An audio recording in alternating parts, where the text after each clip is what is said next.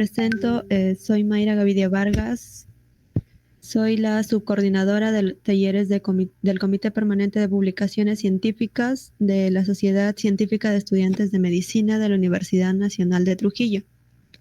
Bueno, es un placer darles la bienvenida a esta ponencia titulada Oportunidades en Investigación en las líneas de investigación de farmacología en piel, sistema nervioso central y músculo liso. El ponente del día de hoy será el doctor Roberto Osmundo Ibáñez Julca, quien es químico farmacéutico egresado de la Universidad Nacional de Trujillo, maestro en farmacia y bioquímica, doctor en farmacia y bioquímica, docente de farmacología y farmacoterapéutica, docente e investigador de la UNT, director de la Unidad de Investigación de la Facultad de Farmacia y Bioquímica de la UNT, investigador RENACID, miembro de la Sociedad Latinoamericana de Plantas Medicinales y tiene una amplia experiencia como evaluador de proyectos de investigación básica y aplicada.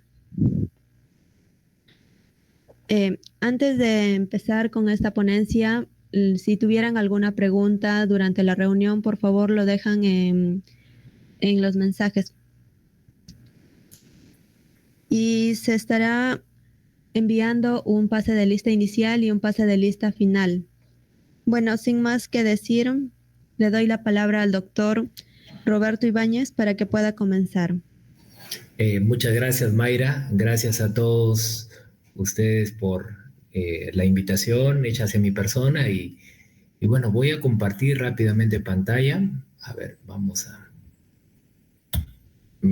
acá estamos.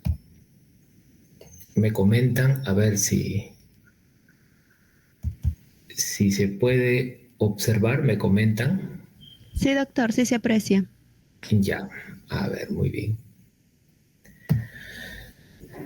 Muy bien, entonces, ya estamos poco más de las 9 de la noche, nuevamente en atención a su disposición de poder brindarles un poco un testimonial de hechos que durante estos últimos años creo que nos ha servido hermanar no solamente a la Facultad de Farmacia y Bioquímica, sino también a todo diríamos, el equipo de salud, porque finalmente lo que aterrizan estas investigaciones es en tratar de tener siempre en cuenta que el paciente es el fin primordial en todo ello.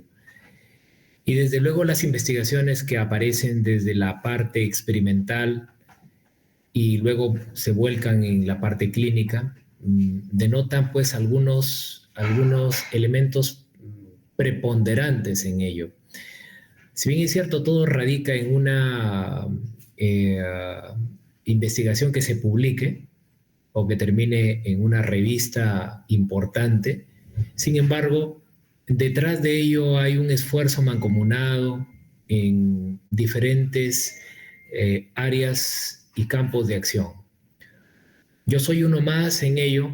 Como farmacólogo, tengo un equipo que forma una sinergia junto a mi persona, un equipo que está integrado por bioquímicos, por profesionales ligados a la botánica, a la farmaconoxia, a la química propiamente dicha, a diferentes campos de acción como lo vamos a observar aquí, y finalmente esto engrana un trabajo estructural que da luz pues a una investigación dependiendo de la línea que se requiera hacer.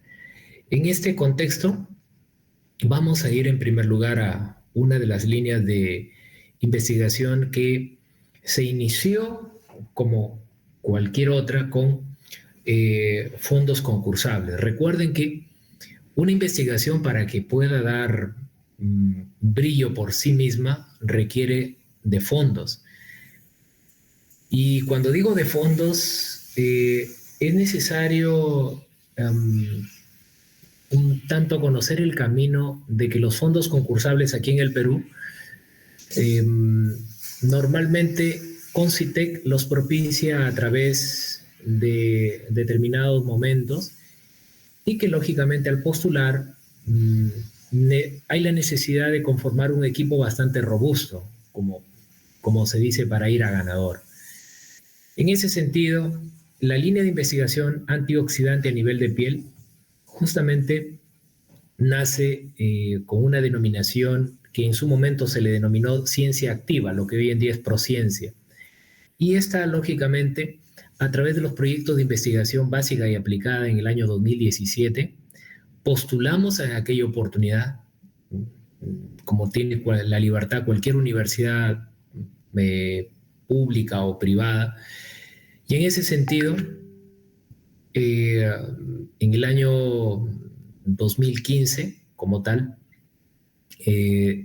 nos adjudicamos diríamos, los proyectos de investigación básica y proyectos de investigación aplicada, convocatoria 2015-1, y lógicamente nuestra universidad salió dentro de esta malla de anexos de resolución directiva, en este caso del FONDESIT, a través del título Desechos frutales, una nueva era de fitocosméticos peruanos con filtros de protección solar. ¿Cuál era el tema o qué problema buscábamos solucionar? En primer lugar, observando los altos índices de índice ultravioleta, diríamos a nivel global, íbamos observando de que detrás de esta radiación UVB, UVA, que conllevan lógicamente a generar estrés oxidativo, especialmente a nivel de piel, y a la vez observábamos que los bloqueadores solares diríamos que tienen un origen químico, estaban ligadas también a no solamente un beneficio en el paciente, sino también al reporte de muchos efectos colaterales al momento de ser administrados. Es que nos propusimos observar que el problema originado por la radiación ultravioleta podíamos utilizarla bajo un contexto de emplear no elementos químicos, sino a través de productos que sean amigables, especialmente para el ecosistema. Como vamos a ver más adelante, los recursos naturales a través de las frutas, para nosotros era un elemento muy importante de ser utilizados. Entonces, este problema, lógicamente, ya en el Perú, sabemos que en los meses de verano, especialmente en la zona norte, llámese Piura, ostentan una radiación solar entre alta, muy alta y hasta muy extrema. Inclusive aquí en La Libertad también. Entonces, por ejemplo, picos de radiación que en horas punta, entre el mediodía hasta casi las 2 de la tarde, logran pues en ciudades como en el norte, como le dije, en Piura, también en Ica, en Lima, entre otros departamentos, tener este tipo de radiación que a la exposición pues es generadora de muchos elementos ligados a los radicales libres, es decir, al estrés oxidativo. Y si de estrés oxidativo se observa dentro de la gama de elementos que están ligados pues a este tipo de respuesta final, también está la radiación ultravioleta. Entonces, si vamos observando muchos reportes de fuentes con una evidencia muy robusta, se puede observar pues que la radiación ultravioleta denota producción de ROS, que son las especies reactivas de oxígeno, y que la UVA y la UVB tienden a canalizar todo este contexto de estrés oxidativo. Entonces, desde la producción de factores, por ejemplo, NF-kappa beta, entre otros, que van conllevando justamente pues a signos clínicos como elastosis, como pigmentación, entre otros elementos. Y que la UVB, que va entre 290 y 320 nanómetros de longitud de onda, es, diríamos, uno de los elementos que empieza generando el sunburn, que es la quemación a nivel de piel y que la UVA puede penetrar inclusive hasta generar daños no solamente a nivel de la dermis, sino cada vez más profundo el daño, ¿no? Entonces, bajo ese contexto, observamos que los fotoprotectores de tipo químico, que son moléculas orgánicas, químicas, por ejemplo, con contenidos como por ejemplo las benzofenonas, los parabenos, el octocrileno, el óxido de titanio, estaban vinculados efectivamente a un uso comercial y, por cierto, bastante costoso, ¿no? Dependiendo del factor de protección solar. Y que una alternativa eran moléculas orgánicas, naturales, como antioxidantes. Entonces, buscar el camino, primero por lo químico o ir por lo orgánico, es necesario evaluar la eficacia, es decir, el factor de protección solar, la seguridad, es decir, que sea inocuo, en este caso para el paciente, y la versatilidad, es decir, la calidad del fotoprotector sea la adecuada. Entonces, bajo ese contexto, encontramos, por ejemplo, en revisiones dadas en plataformas como es el PubMed, el análisis de muchos filtros de protección solar y denotaban, pues, fíjense ya haciendo un barrido, que hay muchos reportes de transferencia a través del cordón umbilical y exposición prenatal, fíjense, transferencia madre-feto, en la cual pues se pueden observar muchos productos de estos famosos sunscreen o filtros con bloqueadores solares que pueden penetrar hacia el líquido amniótico y lógicamente generar toda una disrupción orgánica en el feto. Entonces, hay muchas publicaciones al respecto. Estos disruptores, también llamados estrogénicos, están ligados, muchos de ellos, a compuestos de fotoprotección solar de tipo químico. Imagínense, adicionar a ello también el daño al ecosistema que estos productos químicos traen consigo. Entonces, hace pues de que cada vez el problema se vaya agudizando. Entonces, nos propusimos diseñar a través de muchas evidencias que ya sustentaban desde el inicio que los antioxidantes pues podrían cumplir un gran papel como fotoprotectores solares. Y aún más, el Fondesit a través de Concitec requería un elemento muy importante que es el carácter de innovación. Y cuando hay innovación es volver algo importante de algo desechable. Y nos propusimos con el equipo de investigación por cáscaras. Normalmente son las que se botan, como se dice, o se eliminan, ¿no? Y las cáscaras también nos podrían prodigar de una buena cantidad de antioxidantes, dependiendo del tipo de fruta.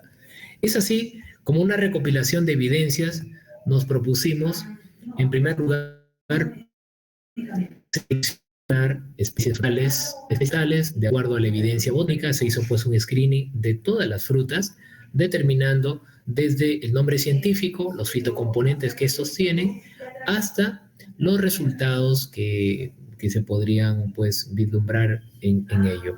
Es decir, actividad antioxidante, capacidad regeneradora y acción protectora solar. Se hizo una evaluación global y fíjense que en la evidencia, es decir, buscando los artículos, lo que encontramos era la ventaja, vislumbraba mucho más en el mango, lógicamente desde el lado de las evidencias. Entonces, íbamos nosotros ya encontrando por lo menos un marco teórico al respecto. Es así como iniciamos a través de la colección e identificación taxonómica de todas, por lo menos las frutas, de esta parte del norte del país. La piña, por ejemplo, Cayena lisa, es decir, la piña blanca, la piña roja de aquí cerca de Poroto, fue una de las recolectadas. Nos fuimos también hasta Sullana, estamos hablando del plátano, para poder también ser utilizado a través de sus cáscaras, ¿no? Por ejemplo, en Chafán Grande, la granada. Por ejemplo, ahí lo tenemos la piña de Poroto ya antes mencionada y lógicamente íbamos haciendo la clasificación taxonómica de las mismas. Hubieron muchas frutas recolectadas: granada, melón coquito, papaya, entre otros elementos que lo vamos a ver allí también. Y todas ellas se les observó, diríamos, dar una adecuada estabilidad a la cáscara. Ustedes saben que hay muchas de ellas que se oxidan muy rápidamente. Por ejemplo, el plátano, la cáscara del plátano se oxida muy rápidamente, entre otros. ¿Qué necesitamos? Para darle estabilidad era necesario la obtención de liofilizados, es decir, a través de un equipo llamado liofilizador, extraerle el agua y volverlo, como se dice, en polvo. Ese polvo sin agua nos brinda pues una mayor estabilidad para poder hacer toda la serie de resultados que necesitamos pues para la determinación de la protección solar. Entonces, por ejemplo, con ultracongeladora, menos 80 grados centígrados a 48 horas, ahí lo tenemos como se está utilizando, no solamente ultracongeladora, sino también Rotacool. Y finalmente, pues, la obtención del liofilizado, que es este polvo sin como se dice, sin agua, ¿no? Para darle la estabilidad propiamente dicha. Ahí lo tenemos al polvo, y ese polvo, lógicamente, va a seguir con el tamiz que requerimos. Haciendo una proyección, entonces, se hace un troceado de la fruta, se lleva al liofilizador, se liofiliza, aquí lo vemos el polvo fino. Ese polvo fino, lógicamente, pasa a determinados elementos químicos para darle la consistencia adecuada en la crema que necesitamos obtener. Luego se hicieron los ensayos de factor de protección solar. Aquí, por ejemplo, observamos el perfil de absorción. Un perfil de absorción, por ejemplo, para maracuyá. Y en el maracuyá íbamos observando este tipo de longitudes de onda, ¿sí? Normalmente aquí estamos tamizando entre 290 a 320, que es la captación del perfil de absorción para la radiación ultravioleta UVB, que va dentro de 290 a 320. Casi todos, por lo menos, vislumbramos ese rango, ¿no? 290 a 320. Aquí lo vemos a la chirimoya, a la tuna también, el melón coquito, el pepino. Fíjense que en el pepino nos daba curiosamente una curvatura que también pueda proteger más allá de 320, es decir, coger algo también de UVA. Sin embargo, como vamos a observar luego, hay otros indicadores que minimizan el espectro del pepino como fruta, ¿no? O sea, me refiero a la cáscara. Y lógicamente ya no nos haría mucho esta ponderación que estamos observando netamente el perfil de absorción. La ciruela albaricoque, la manzana Israel, entre otros. Fíjense que el mango, efectivamente, lo tenemos como el mango criollo, el mango Ken, el mango Edward. Nos resultaba teniendo, si lo miramos aquí al pie, entre 290 y 320, el mayor, diríamos, recurso natural que obedecía a un mejor perfil de absorción UV-bis. Desde luego que entre los diferentes tipos de mango, que era el mejor frente a los demás frutas, el mango Kent, si lo vemos aquí que está tildado con un colorcito, un color lila, era el que era el mejor. Entonces, ya teníamos una tendencia muy clara entre este tipo de variedad, que era el mango Ken, de seguir con el siguiente tamiz. El siguiente tamiz fueron los ensayos de actividad antioxidante para observar la cantidad de compuestos fenólicos, ¿correcto? Que también obedecía a una buena cantidad de compuestos fenólicos, el mango como tal. Actividad antioxidante a través del DPPH, que es son uno de los elementos que también nos ayudan a aperturar mucho más el abanico sobre este tipo de recurso natural. La actividad antioxidante malondialdehído tiobarbitúrico, que también es otro componente parte del screening. Y la actividad antioxidante por FRAP, que también es muy útil. Y desde luego, este ensayo es un ensayo muy importante, el ensayo de la actividad regeneradora. Fíjense que para poder ligarnos a este tipo de determinación, los que estamos aquí en Trujillo conocemos esta playa que tiene un faro al fondo. Y me estoy refiriendo, en este caso, a Salaberry. ¿Y por qué Salaberry? Porque justamente en estas, diríamos, zona en la cual pues está coberturada por este tipo de rocas, debajo de las mismas viven unos elementos que son muy importantes para esta determinación. Estos elementos se le llaman, fíjense, ahí estamos justamente moviendo. Aquí es un hábitat para las planarias. Las planarias, ahí estamos sacando las planarias, son, ahí lo vemos, a ver, para poner un poquito son una suerte de elementos que la buscamos como ¿por qué la actividad regeneradora? Porque este tipo de platelmintos, cuando se le cercena la cabeza, es como la cola de la lagartija, que cuando cercenamos la cola de la lagartija vuelve a regenerar. Muy bien, igual aquí, cuando cercenamos la parte cefálica de la planaria, miren aquí, hemos cercenado acá, ¿correcto? Aquí hemos cercenado, aquí también está cercenada, se le ha decapitado, por decirlo así. El mango o las diferentes variedades de mango, a diferencia de las otras frutas, la planaria normalmente, miren aquí, el día 5 es el día que normalmente regenera la parte cefálica. Pero lo curioso que tiene el mango era que al cuarto día la capacidad de regeneración ya la podríamos observar. Es decir, el mango tiene una buena capacidad regeneradora. Ahora, dentro de la variedad de mango, el mango Kent, al tercer día me regeneraba con mayor prontitud la parte cefálica. Entonces, además del perfil de absorción y además de la actividad antioxidante, había un tercer elemento, les estoy mostrando allí, la actividad regeneradora del mango y sobre todo el mango Kent. Lógicamente nos volvía ciertamente prometedor el mango Kent para poder ahora sí hacer el trabajo adecuado y desde luego publicar el efecto que este pues estaba obteniendo. Como ven ustedes allí, dice Potential Antioxidant Effect of Fruit Peels, es decir, la piel o cáscara de frutas, su potencial antioxidante en el norte peruano, comparada por 5 diferentes modelos, lo que acabamos de comentar. Esto fue publicado como tal y lógicamente ahí la tenemos los diferentes tipos de frutas que fueron parte de esta investigación y que desde luego el mango resultó siendo el elegido, ¿sí? Por las características ya antes mencionadas. Ahí lo tenemos, las diferentes variedades de mango y especialmente el mango Kent, el cual pues repercutió con las ponderaciones tanto en actividad antioxidante, factor de protección solar y su actividad regeneradora como tal.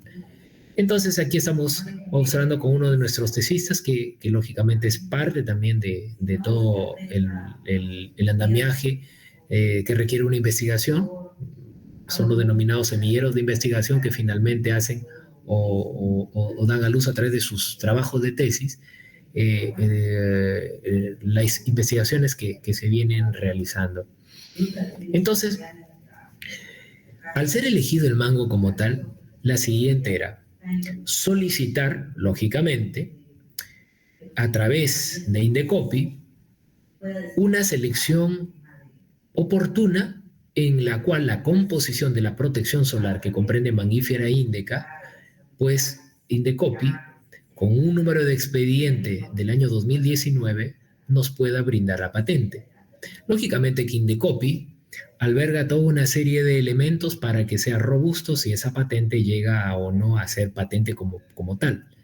Una de las tantas pedidos en características de inversión que requiere Indecopi es primero que nada que el fitocosmético, es decir, la crema, sea sometido a diferentes condiciones como temperatura, humedad, el pH, la viscosidad y los caracteres organolépticos sean los más idóneos. Se cumplió con ello y para esto, lógicamente, dentro del equipo también, el equipo chileno que formó parte, la Universidad Arturo Prat del estado, en este caso el estado de Chile, nos brindaron toda la experticia necesaria justamente para elaborar la crema. Entonces, en este trabajo conjunto, nuestros hermanos chilenos pues hicieron esa sinergia para la elaboración de la crema propiamente dicha.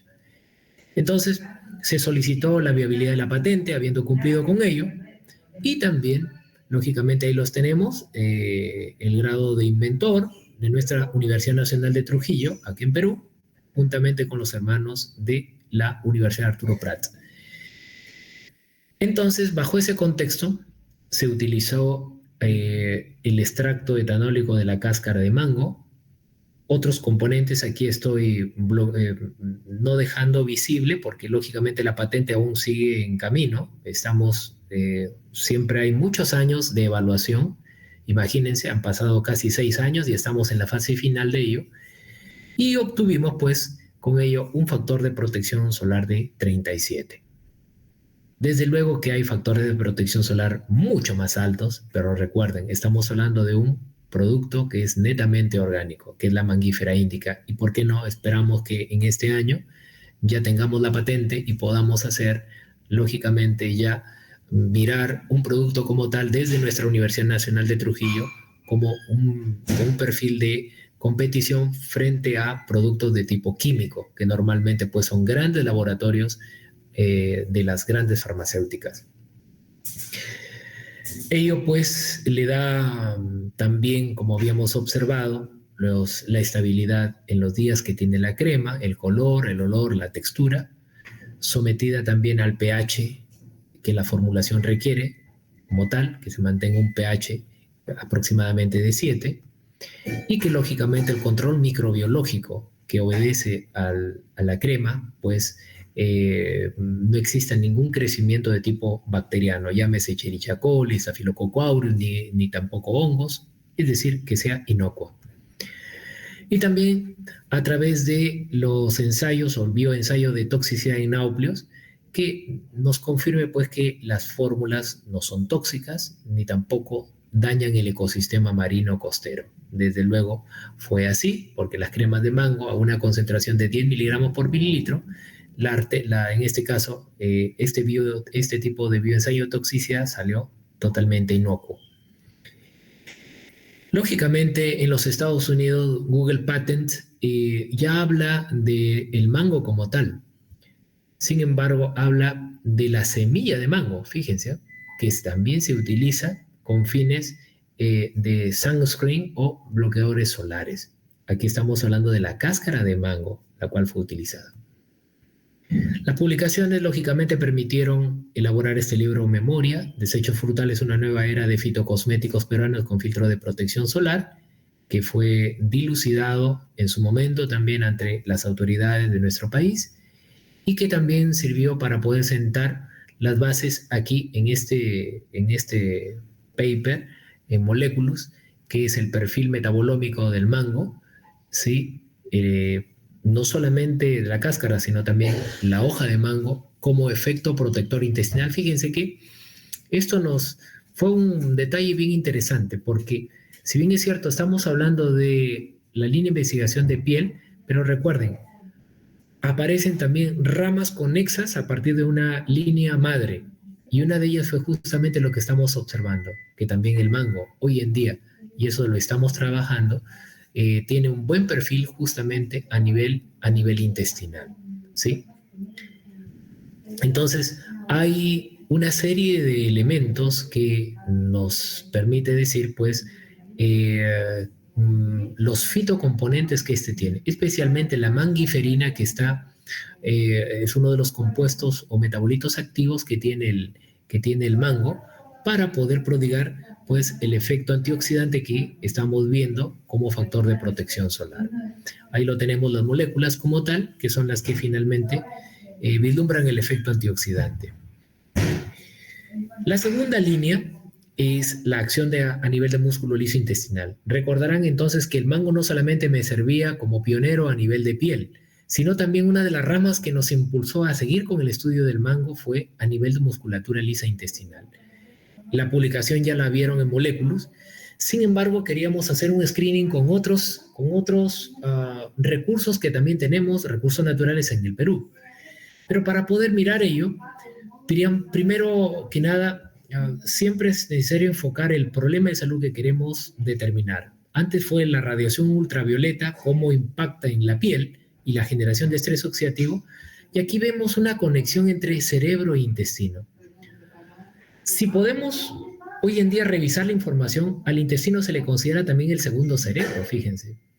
Y ese segundo cerebro, a través del estrés crónico, que estamos vinculados a nivel global, ansiedad y depresión, va conllevando, y los fármacos propiamente dicho que por automedicación utilizamos, terminan generando problemas a nivel intestinal. Uno de esos grandes problemas, y somos campeones en ellos, es el síndrome del intestino irritable.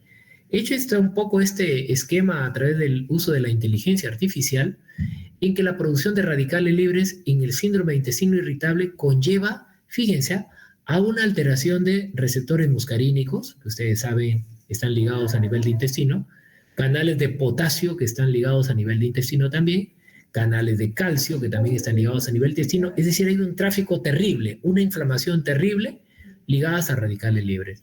Entonces el papel del equipo de salud es tratar de reparar esos vacíos, esas brechas, esos huecos generados por los radicales libres a través de la inflamación.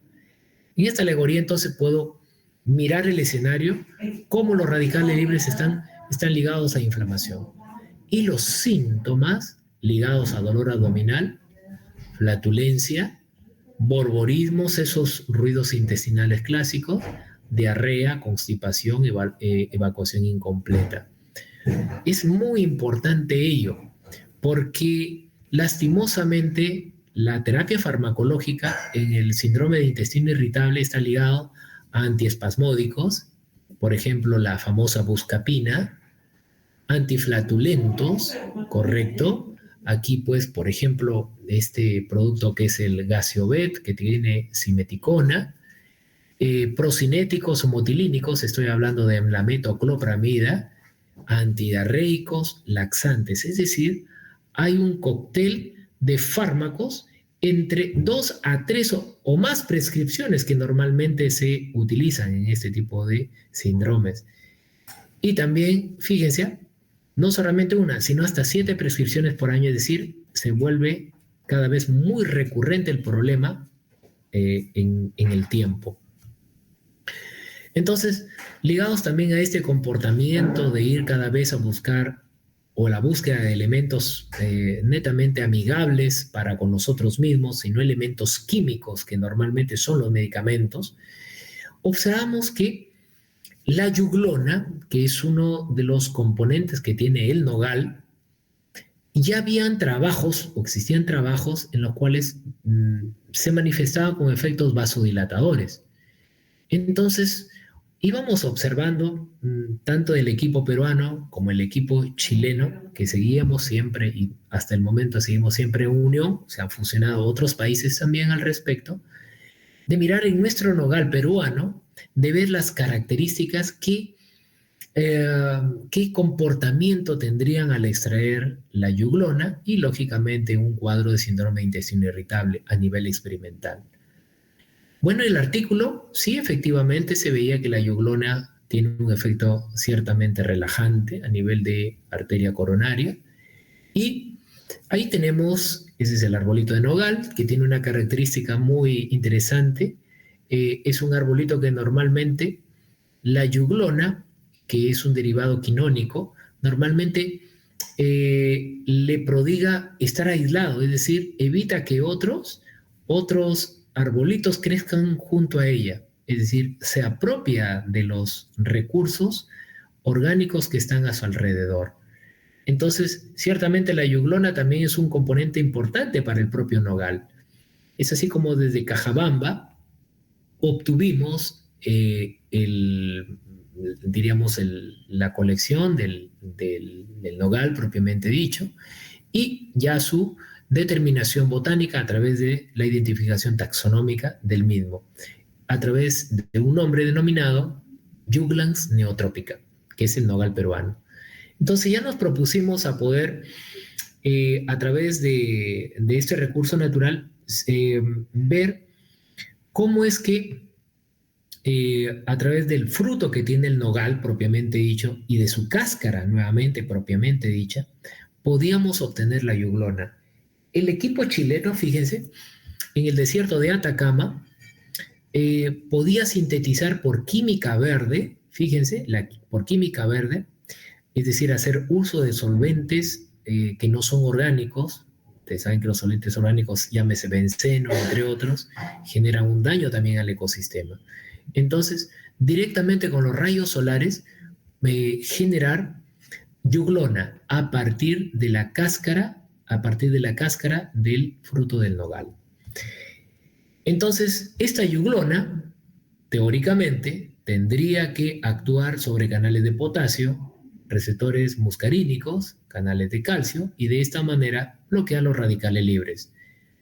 Teóricamente, químicamente, pues nos vislumbraba ese tipo de efecto. Entonces, quiere decir de otra manera que vamos a tener un tráfico mucho más organizado a nivel intestinal a través del uso de la yuglona. Teóricamente, figuraba ello.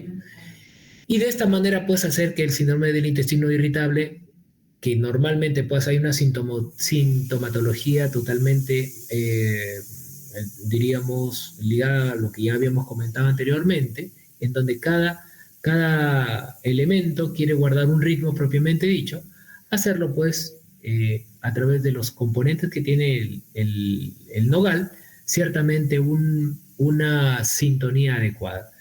Nos propusimos primero en aislar, ahí los tenemos, a través del intestino de la rata albina, y observar cómo es que este elemento que estamos observando, que requiere oxígeno, el intestino, requiere también un buffer, que en este caso son soluciones de tipo, soluciones que suelen contener nutrientes para mantener vivo el intestino, inducir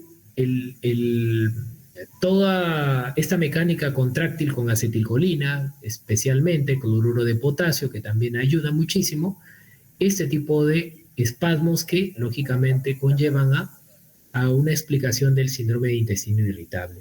Entonces, es así como estas publicaciones que aún estamos finiquitando, por ejemplo, explorando el efecto espasmolítico del metabolito yuglona del nogal peruano, y vamos observando una acción muscarínica sobre el receptor propiamente dicho, este receptor de tipo proteína G, y no solamente ello, sino también íbamos buscando, por ejemplo, la iosina que es selectiva al M3, observamos que era uno de los receptores más idóneos para la acción de la yuglona. Aquí lo que estamos observando en este tipo de trazados es que los puntitos en negro, que está relajando cada vez cuando mayor concentración utilizamos, bloquea mucho mejor la acción que cuando lo contrastamos con antagonistas clásicos, es decir,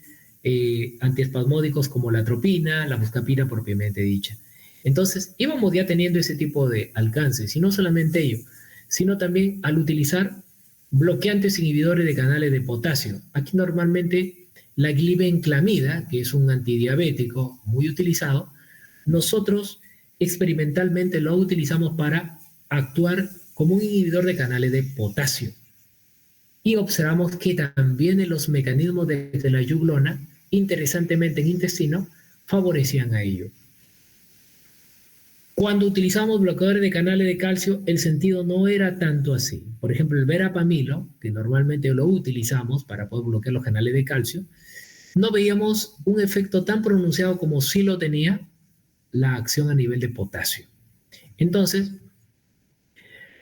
esto cada vez pues iba explicándonos cuando utilizamos corrientes de calcio y la yuglona, íbamos observando los mecanismos adecuados a lo que habíamos comentado anteriormente. Bloqueo de receptores muscarínicos, bloqueo de canales de potasio, y ahora, a pesar que el elemento calcio utilizado anteriormente, aquí añadíamos al buffer el cloruro de calcio, mayor concentración, y el verapamil, que lo utilizábamos como un indicador, como un bloqueante de canales de calcio. Ahora sí vislumbramos tener un efecto a ese nivel. Entonces, encontramos ciertamente una explicación que cuando ya utilizamos la parte computacional, incidía en que la yuglona tiene una acción antimuscarínica y también una acción sobre canales tanto de potasio como de calcio. Entonces, ya esto es un análisis a nivel computacional que ciertamente nos ayuda a corroborar la acción a nivel intestinal. Y esto, desde luego, estamos ya iniciando la elaboración de esta temática a través de una literatura, de un libro que es Nogal Peruano, y que obedece a todas estas bondades desde la obtención de los extractos bioactivos, la síntesis que les mencioné por química verde de la yuglona en el desierto de Atacama, y la evaluación espasmolítica y los estudios in silico, es decir, la parte computacional de la yuglona propiamente dicha. Finalmente, a nivel del sistema nervioso central, ya habíamos visto inicialmente a nivel de piel, luego hemos visto a nivel de musculatura lisa intestinal y ahora a nivel del sistema nervioso central. Dos cosas aquí o dos elementos muy claros. Problemas en todo el mundo que han aumentado vertiginosamente, que es el problema de la depresión y el problema de la ansiedad. Un poquito para poder separar este tipo de entidades, la depresión focalizada siempre como un problema en un paciente que constantemente va y se proyecta hacia su pasado. Esos recuerdos, esos traumas que atravesó como tal, los vivencia en el ahora. Y eso va supeditando esos pensamientos catastróficos a una serie de síntomas desde insomnio, pérdida de apetito, caída del cabello, entre otros elementos. Y la ansiedad como aquellos pensamientos que, estando en mi presente, pero me proyecto hacia el futuro, pero es un futuro aberrante, es un futuro con dificultades, es un futuro incierto que, lógicamente, estando en mi presente, voy generando toda una serie de sintomatologías. Entonces,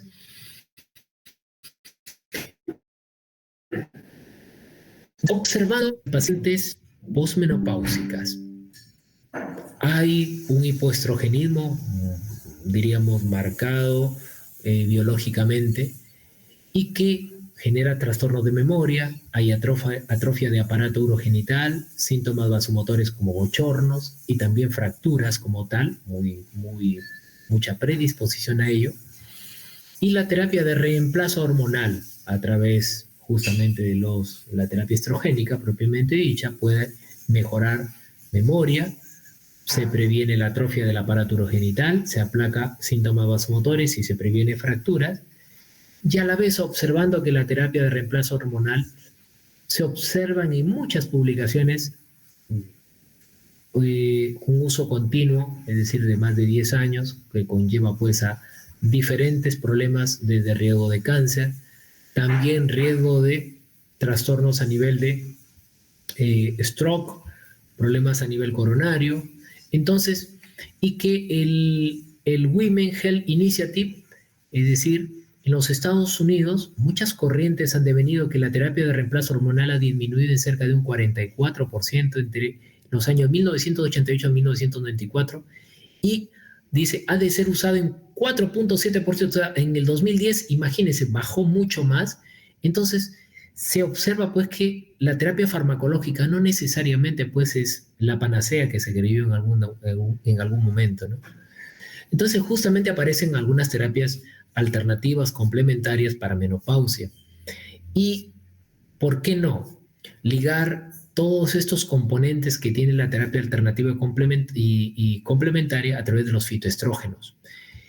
Es así como iniciamos, por ejemplo, un estudio básicamente en determinados recursos. Entre ellos tenemos el extracto liofilizado de maca, en este caso maca roja y maca negra, a través del modelo experimental de la rata albina, a la cual se le retira, es decir, se le ovariectomiza, se le retira los ovarios. Al retirarle los ovarios, lógicamente estamos emulando un modelo experimental de menopausia como tal, en un animal de experimentación.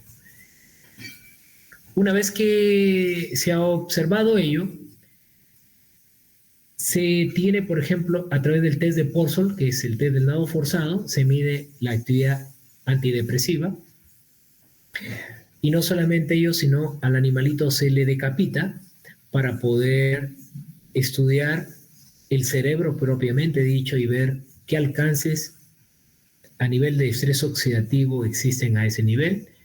Y el screening, lógicamente, de los animalitos a través de un estudio completo, hígado, riñón, corazón, etcétera, para poder observar cuál o cómo influye el hipoestrogenismo y la acción en este caso de la maca roja frente a ello. Esta maca roja se obtuvo en la ciudad de Huancayo, ¿sí? Y lógicamente fue sometida esta maca roja a evaporación y también a liofilización. Aquí lo tenemos al equipo como tal y la conversión en polvo propiamente dicho. Tenemos la microcirugía que se hace al animalito, se le retiran los ovarios, se genera el modelo de la menopausia, aquí lo tenemos los ovarios propiamente dicha, y la ratita ya la tenemos dispuesta a hacer un modelo experimental para una serie de estudios, especialmente el estudio a nivel del sistema nervioso central. Al animalito se le canula, se le administra, en este caso, si es el blanco, normalmente solución salina fisiológica, el control es el ovariectomizado, el blanco no tiene los ovarios normales, el control sí tiene la ovariectomía y se le administra cloruro de sodio. El problema 1, el problema 2 y el patrón que contiene, ¿qué cosa? La maca roja en 0,5 gramos y 1 gramo por kilogramo de peso corporal, propiamente dicho, y durante 8 semanas, 2 meses de administración. La actividad antidepresiva se le mide al animalito, como ya les comenté anteriormente, en este es el test del nado forzado, que se mide el swimming, el climbing y la inmovilidad, y el test de la memoria, para poder observar el test de la memoria espacial con detalles como, ya lo vamos a ver, si encuentra o no el blanco en el cuadrante apropiado y el número de crecimientos. Y además, los niveles de estrés oxidativo a través del malón de aldehído en cerebro. Muy bien, entonces se lo ovariectomiza al animal porque ese es el modelo. Y ahí estamos observando a las ratitas. Este es el modelo del test de Porsol, también llamado el test del nado forzado, en el cual los animales, dependiendo si es grupo blanco, grupo patrón, grupo problema 1, grupo problema 2, vamos caracterizando el nado swimming, es decir, es un nado horizontal, el climbing, que es un nado vertical, y la inmovilidad. Son parámetros validados como tal y que nos hacen reproducir todos los componentes que tiene una depresión. Si podemos recordar un poco la fisiopatología de las características de la depresión, están ligadas a depresión principalmente de dos neurotransmisores, la serotonina y la noradrenalina. Y justamente el laboratorio o los laboratorios farmacéuticos sintetizan inhibidores selectivos de recaptación de serotonina, inhibidores selectivos de recaptación de noradrenalina. Entonces, estos modelos nos han permitido ser utilizados para recursos naturales, no solamente con maca, sino también con arándano, que también los vamos a observar. Entonces, el paciente depresivo baja su actividad motora, baja su energía. Y en la rata lo podemos observar, vuelvo a repetir, con el swimming, el climbing y la inmovilidad. La parte de inmovilidad es un parámetro que en un ser humano es como la depresión mayor. Un paciente con depresión mayor lo que busca es el suicidio, finalmente. Y en una rata, como tal, se puede observar una inmovilidad. Es decir, la rata se deja hacer. Simplemente se sumerge porque ya no puede patalear más, ya se cansó y está a punto de ahogarse. Y ahí en donde se retira. Son 5 minutos que se le somete a este tipo de nado. Entonces ahí miramos el tema de la liberación de serotonina a través del swimming, el climbing, la liberación de noradrenalina. Miren por acá, FLX, que es la fluoxetina comparada al control, reportó, lógicamente, porque la fluoxetina libera finalmente la serotonina, observamos una mejor característica, mejor que la AMT, que es la amitriptilina. Pero observen ustedes que la maca roja, en 1 gramo por kilogramo de peso corporal, tiene tan igual o hasta casi un poquito mejor que fluoxetina. La maca roja. Fue increíble el nivel de energía que ostentaban las ratas overectomizadas, es decir, menopáusicas, con maca roja. El climbing. Fíjense que aquí no es tan comparativo con los demás, ¿no? Tanto con fluoxetina como con amitriptilina, ¿sí? Pero cuando lo miro a la inmovilidad, mientras más bajo esté la inmovilidad, miren, el control está mucho más alto, es o denota un mejor efecto antidepresivo, me denota desesperanza. Y la maca roja resultó también teniendo un buen efecto sobre la inmovilidad, llámese sobre las características de desesperanza en la rata. Y también el swimming, que es la liberación de serotonina. Entonces, el epidimegenic, que es la maca roja, exhibe efectos antidepresivos. No contento con ellos, nos fuimos a mirar el test de la memoria. Diríamos, tiene el color negro, es una especie de piscina. Aquí hay una plataforma en la cual el animal, cuando está overectomizado, es decir, hipoestrogénico, está con menopausia, tiene características de trastorno de memoria. Es decir, le requiere mucho tiempo, a pesar de que él sabe que aquí hay una plataforma, no sabe cómo encontrarla. Vamos a ver ello. Entonces la ratita overectomizada, ¿sí? Nada, está tratando de encontrar la plataforma, no la encuentra. Ella sabe dónde está la plataforma, pero por el hipoestrogenismo sufre de olvidos. Hay un deterioro de la memoria. Sigue buscando, sigue pataleando por aquí, por allá. A pesar que los roedores son unos buenos nadadores, solamente tienen un tiempo, luego también tienden a ahogarse. Entonces el animal sigue buscando la plataforma, como les voy a repetir, sabe dónde está, pero simplemente por el hipoestrogenismo se ha olvidado. Hay trastorno de memoria. Sigue buscando, el tiempo va pasando el tiempo, no encuentra la plataforma, sigue, chapotea por acá, chapotea por allá.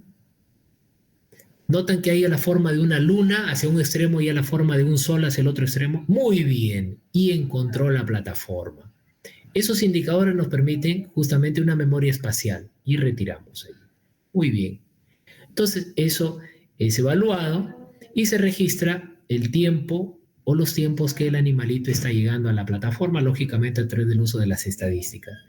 Ahora vamos a ver qué sucede cuando se le administra al grupo experimental maca roja. La misma ratita, fíjense, ahora tiene maca roja.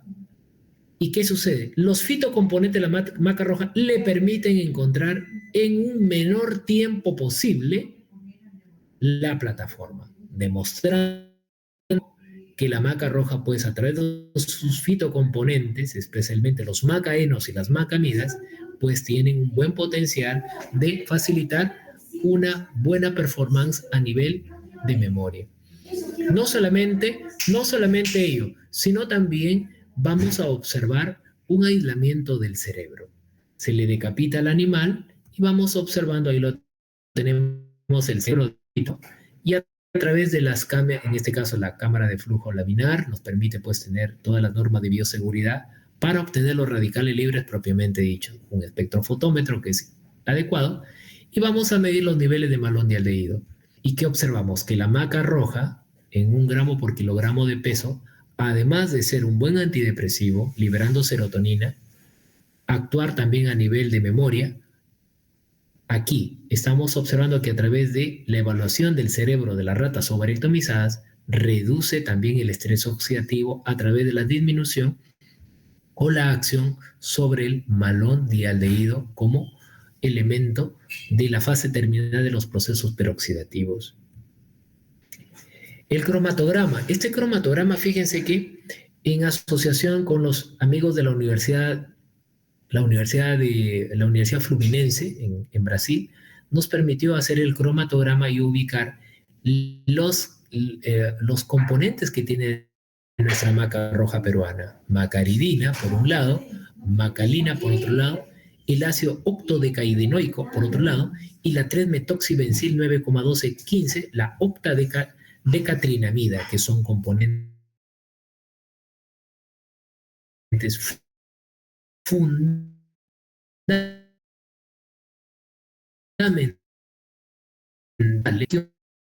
antioxidante de la maca. Buen efecto antitrópico, es decir, sobre la miel en ratas o varíolas. Esto fue ligado hacia este tipo de ángulos que, como verán ustedes allí, efectos sobre la memoria espacial y sobre el comportamiento antidepresivo de la maca roja en ratas. Otro detalle fue los arándanos, que también fueron obtenidos en este caso en la región de Virú. Y los arándanos, como tal, se hizo la corrida que ya hemos visto anteriormente, antioxidante de PPH, ABTS, CEFRA, observaba pues muy importante cuando el blueberry, que es el arándano, pues tenía un buen efecto antioxidante como tal, y que sometido al swimming. Miren, también el arándano tenía una buena acción sobre el swimming, es decir, liberación de serotonina. No tanto para el climbing, fíjense, una situación muy especial a la de la maca roja, el arándano, y también a nivel movilidad también tuvo una buena repercusión el blueberry, es decir, nuestro arándano de Virú.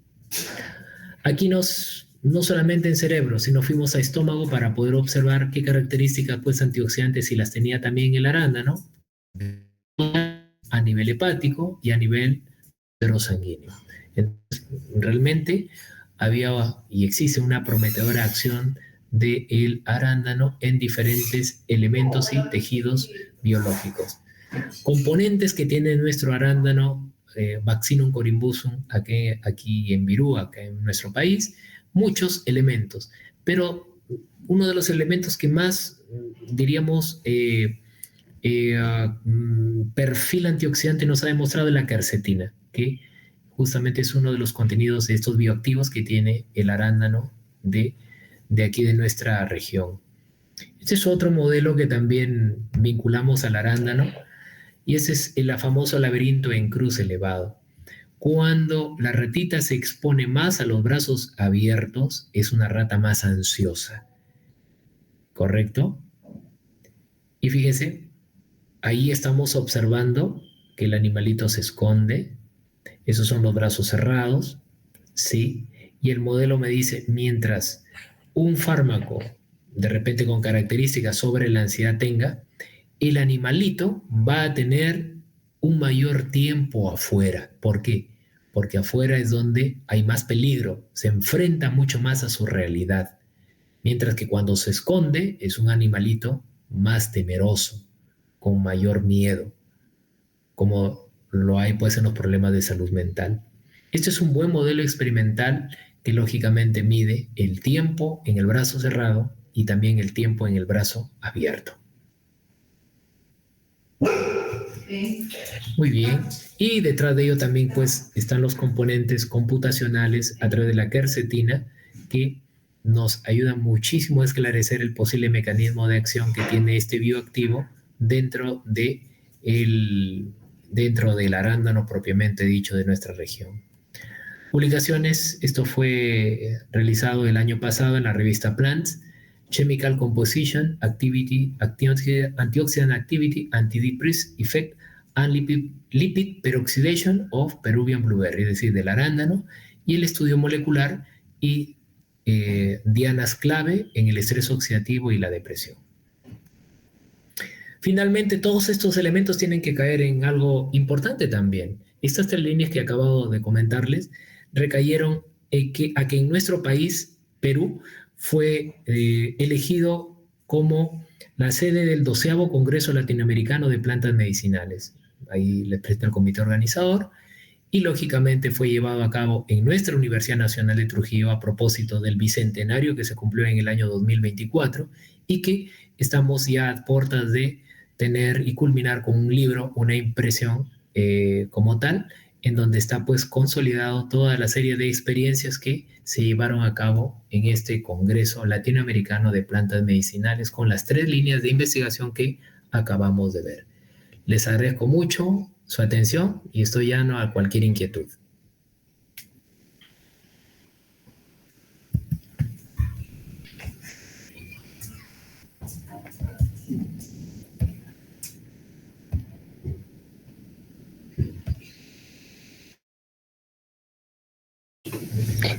Sí, vamos a esperar un momento, doctor, a ver si alguno de los participantes tiene alguna pregunta respecto a la ponencia.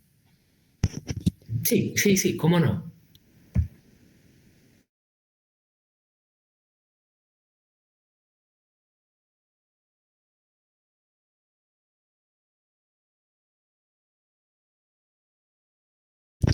Doctor, nos dicen, ¿qué recomendaciones nos daría para identificar un buen problema de investigación en esta área?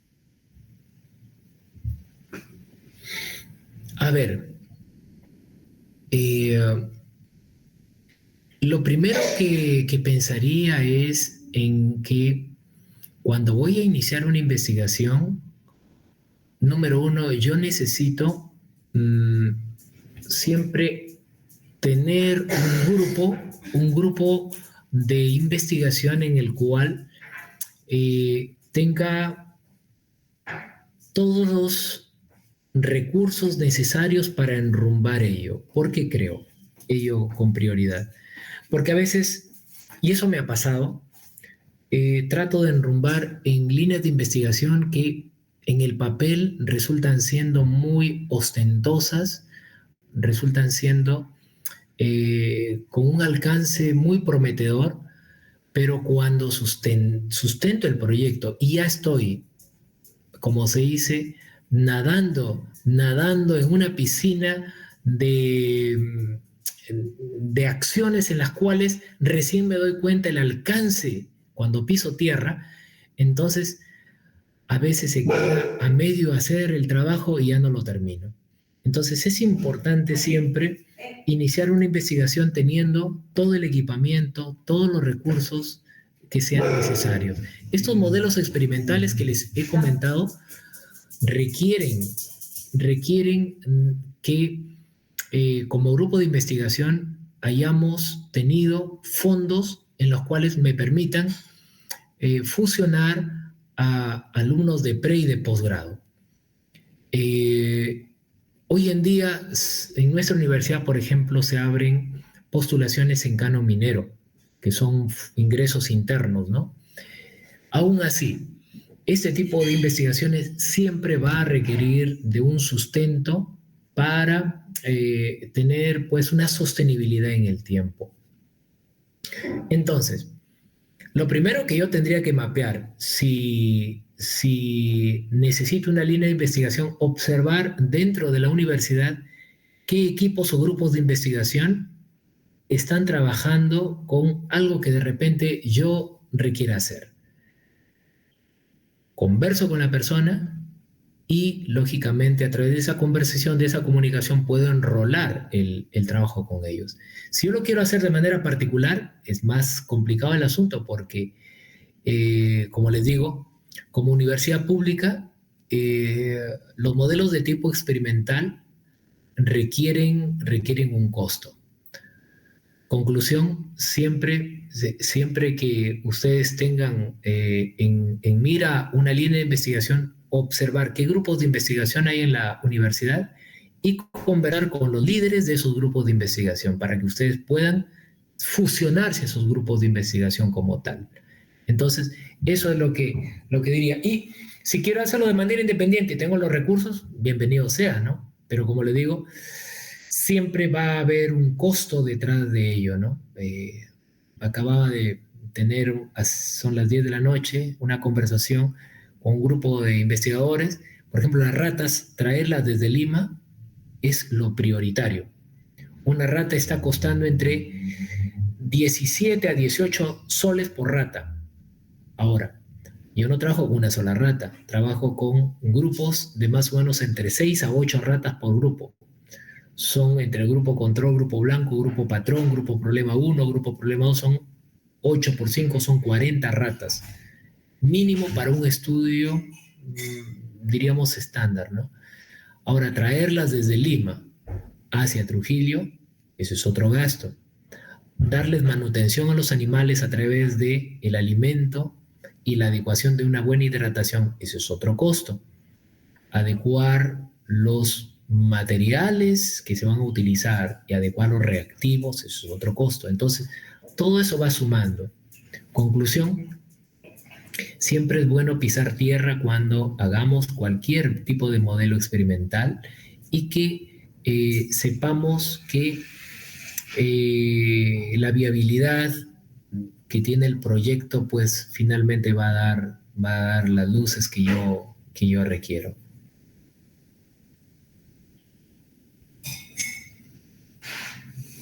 Muchas gracias, doctor. Bueno, si no habría más preguntas, creo que daríamos por finalizado. Y bueno, antes de cerrar la sesión, queríamos hacer la entrega de un certificado. Creo que hay alguien aquí. ¿Puede hablar, por favor, si tuviera alguna pregunta? Hola, buenas noches, profesor Roberto.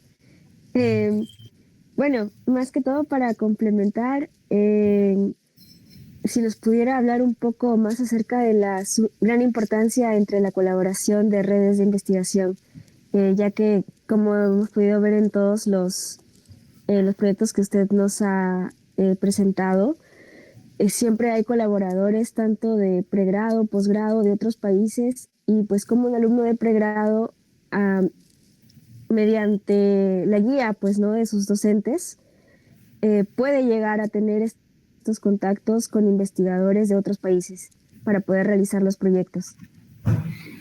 Gracias por la inquietud, Clarita. Muchas gracias.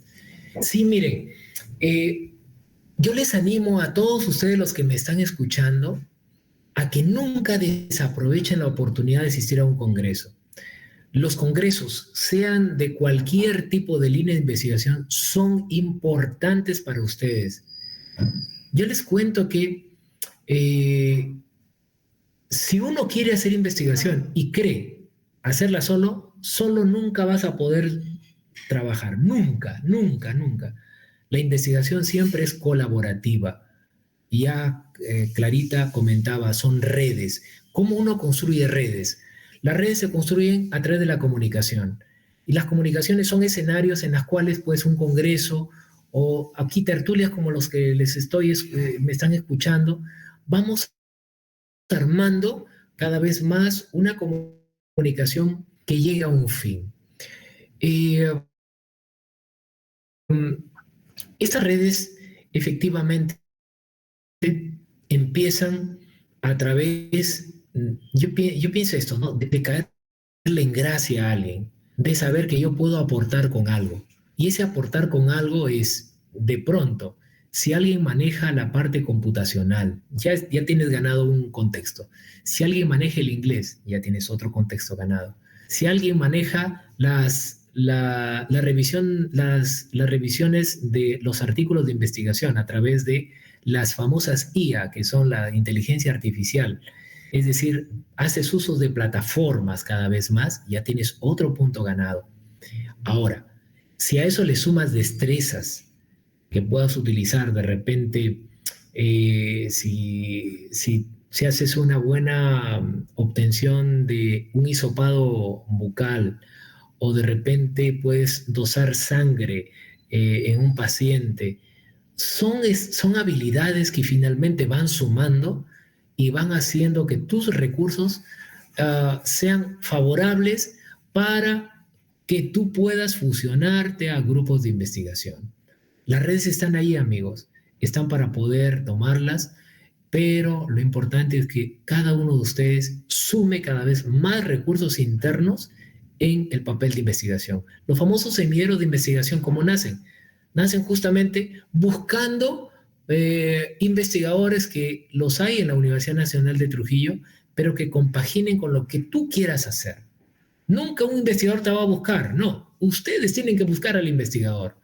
Se dice que cuando Mahoma no va a la montaña, o viceversa, la montaña no va a Mahoma, Mahoma va a la montaña. Entonces, uno necesita desprenderse de esos temores, a veces hay miedo, a veces hay vergüenza, no, acercarse. Y ningún investigador está ligado al egocentrismo, por lo menos desde mi punto de vista. Y siempre va a brindar el afecto no solamente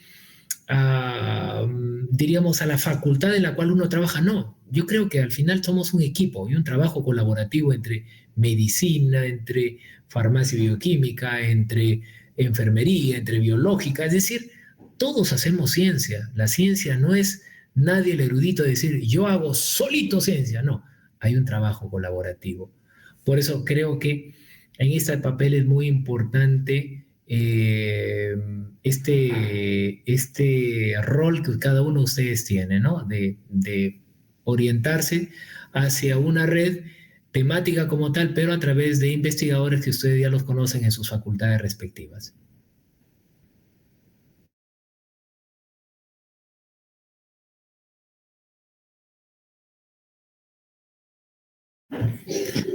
Doctor, sí, sí. hay una pregunta. Claro. Dice, doctor, y si aún no tengo habilidades en investigación, ¿cómo nos recomienda poder comenzar a capacitarnos o adquirir las experiencias? Mire, a ver, yo tengo la experiencia de un estudiante del segundo ciclo, primer año. Y entiendo que en primer año todavía están llevando los cursos generales, están, como se dice, conociendo el escenario. Bastó para que lo note con una inquietud de querer aspirar más, que te llena los ojos y le caes en gracia a alguien. Y yo le puse un reto. Mira, le digo, si en enero y febrero, los meses que pasó, yo te doy unas tareas puntuales en habilidades, desde cómo coges a un animalito, cómo le administras vía oral, cómo le administras vía parenteral a un animalito, voy observando el día a día. Y si tú me cumples ese reto, sigues trabajando conmigo. Creo que los retos los asumimos, amigos, dependiendo de qué cosa crees que tú vas a hacer a tu futuro. Me respondió muy bien y ahora sigue trabajando junto al equipo de investigación y se va a sumar a uno de los tantos estudiantes que viajó al extranjero e hizo un posgrado, no aquí en Perú, sino fuera. Que así empezaron. ¿Qué es lo que se requiere? Iniciativa y buscar un buen asesor, buscar un buen tutor. Siempre lo hay. Quiero terminar con estas palabras. Todo problema, toda dificultad requiere un sacrificio, y un sacrificio que se convierte en un gozo. Como siempre lo he descrito, dice, todo invierno que soporta el corazón está una primavera a punto de despertar, y detrás de la noche más oscura está la promesa de un precioso amanecer. Les agradezco mucho. Bendiciones para todos ustedes.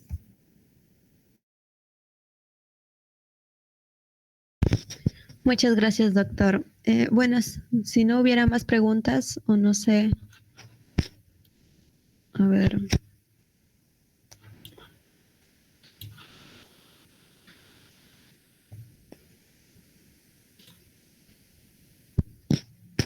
Sí, ya no hay más preguntas. Bueno, muchas gracias, doctor, por participar como ponente y haber aceptado. Bueno, como agradecimiento le tenemos un pequeño certificado que espero que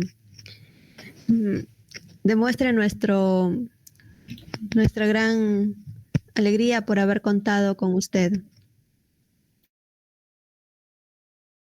Gracias, Mayra, y gracias a todos ustedes. Ustedes son el futuro de nuestro país, cada uno desde el perfil profesional que se forja a ser y vamos a ir construyendo una nueva sociedad, porque así lo queremos y así debe ser.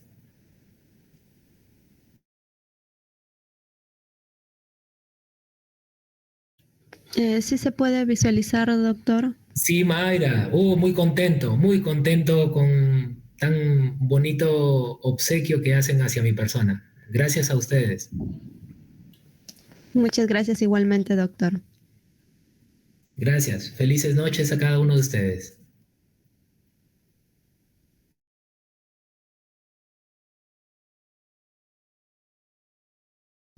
Los asistentes, por favor, voy a pasar un pase de lista final, si fueran amables de llenarlo, por favor.